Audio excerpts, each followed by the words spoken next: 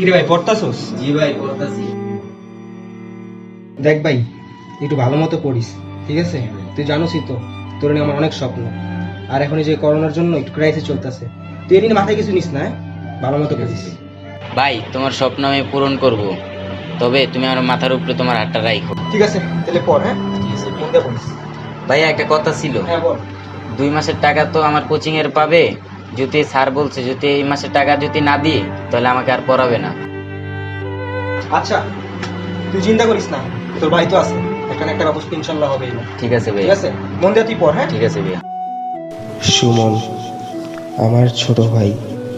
বাবা মা মারা যাওয়ার পরে সুমনের পড়াশোনার দায়িত্ব, ফ্যামিলি চালানোর খরচ আমার কাঁধে এসেই পড়ে।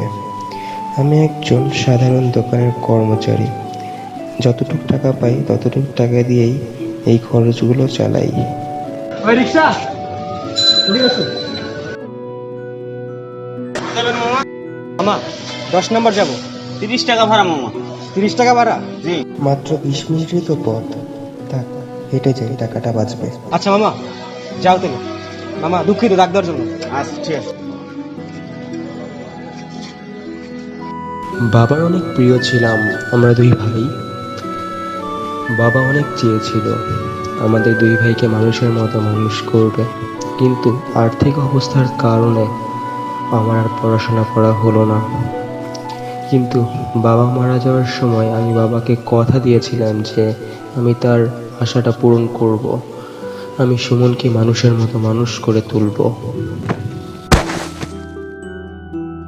যা, জুতাটা ছিঁড়ার টাইম পেল না, থাক সেলাই করে নিলেই আরো অনেকদিন পড়তে পারবো। যাই হোক, সুমনের তো 2 মাসের বেতন বাকি। এই মাসের বেতন না দিলে নাকি স্যার সুমনকে পড়াবে না। কিছু টাকা ম্যানেজ করা দরকার। যাই, আজকে ওস্তাদের কাছে গিয়ে কিছু টাকা চাই। যদি দেয় তাহলে তো অনেক ভালো হয়, সুমনের বেতনটাও দেওয়া হবে। তাছাড়া দোকান থেকে অনেক বাকি খাওয়া হয়েছে, সেগুলো পরিশোধ করা যাবে। এই করোনার কারণে পুরো অবস্থাটাই আমার খারাপ হয়ে গিয়েছে, সব দিকেই টাকা পায়।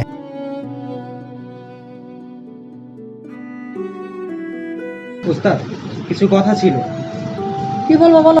উস্তাদ, আমার ছোট ভাইটার 2 মাসের বেতন বাকি। স্যার বলছে 3 মাসের এই বেতনটা না দিলে অর্ডার পড়াবে না। তো খুব ক্রাইসিসের মধ্যে চলতেছে, আপনি তো জানেনই।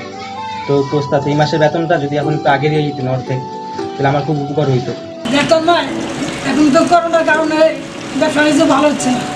আমার পক্ষে দোকানে কর্মচারী রাখা সম্ভব না। আজকে মাসে 15 তারিখ, তুই এই মাসে অর্ধেক বেতন নিয়ে চলে যা। হে আল্লাহ, এখন আমি কিভাবে কি করব?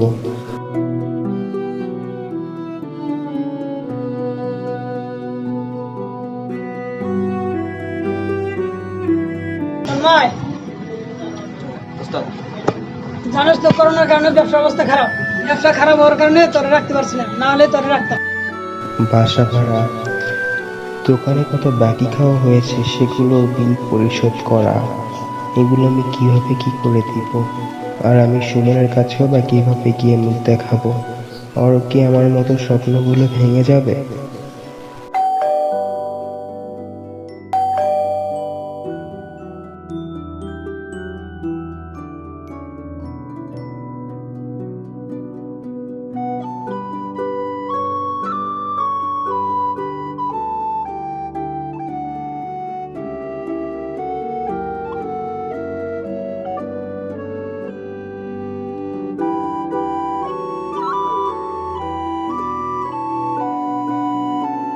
কি ভাইয়া মন খারাপ? না রে ভাই, মন খারাপ না। কেন, আমাদের কি মন খারাপ মনে হয়? না, কোনো প্রবলেম থাকলে বলতে পারো। না রে, কোনো প্রবলেম নেই। দেখ, আমি ওয়াশরুম দিয়ে আসি, হ্যাঁ? ফ্রেশ হয়ে আসি। ঠিক আছে।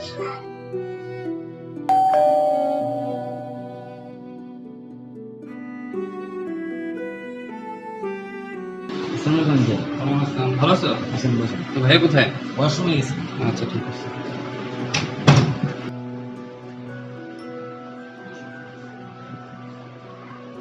কি অবস্থা, পড়াশোনা কি খবর? এই তো আঙ্কেল ভালো। তোমার ভাই কিন্তু তোমার জন্য অনেক পরিশ্রম করে আর তোমার কথা বলে, তোমার কিন্তু অনেক আশা। জি। ঠিক আছে, ভাইয়া আশা পূরণ করবা। ঠিক আছে। ঠিক আছে। আঙ্কেল, আসসালামু আলাইকুম।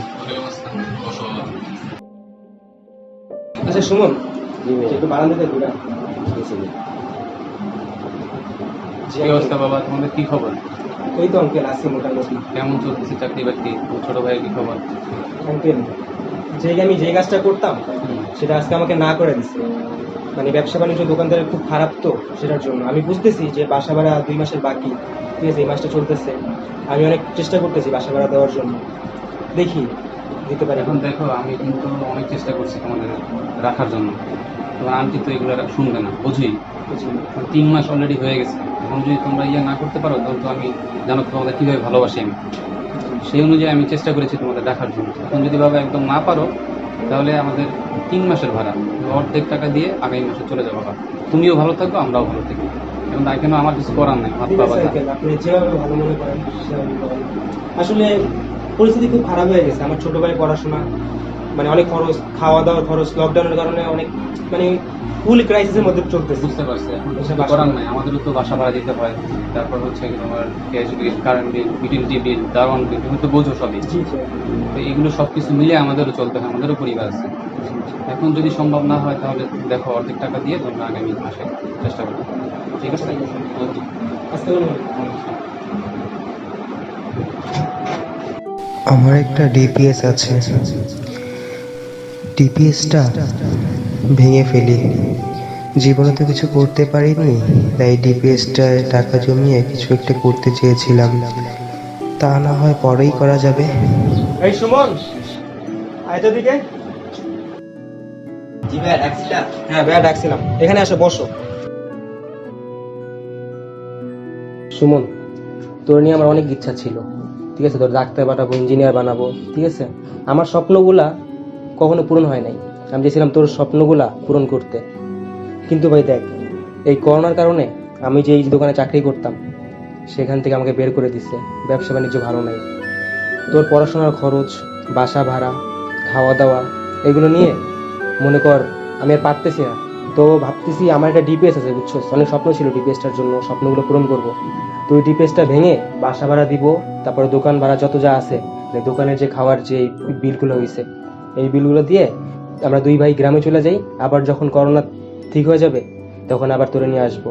তোর স্বপ্নগুলো ইনশাল্লাহ তখন পূরণ করব। ঠিক আছে ভাইয়া, ঠিক আছে ভাই? ঠিক আছে ভাইয়া। কিচ্ছু করার নেই ভাই, এই শহর মধ্যবিত্তদের জন্য না, ঠিক আছে। মরণ নিয়ে বেঁচে থাকা মানুষগুলোই হলো মধ্যবিত্ত।